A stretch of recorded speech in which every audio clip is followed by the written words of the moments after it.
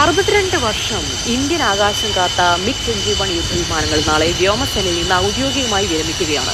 Chandigarh air force സ്റ്റേഷനിൽ നടക്കുന്ന വിടവാങ്ങൽ ചടങ്ങിൽ വ്യോമസേനാ മേധാവി air chief marshal AP Singh, വനിതാ fighter pilot squadron leader Priya Sharma തുടങ്ങിയവർ MiG-21 യുദ്ധവിമാനം പറന്നു.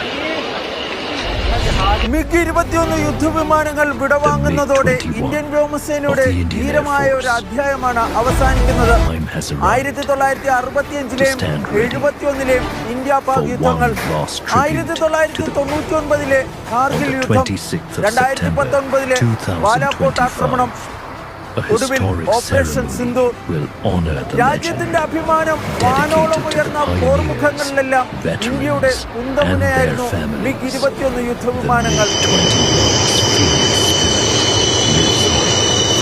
ഇന്ത്യൻ വ്യോമസേനയുടെ ആദ്യ സൂപ്പർസോണിക് യുദ്ധവിമാനത്തിന് ആവേശോജ്വലമായ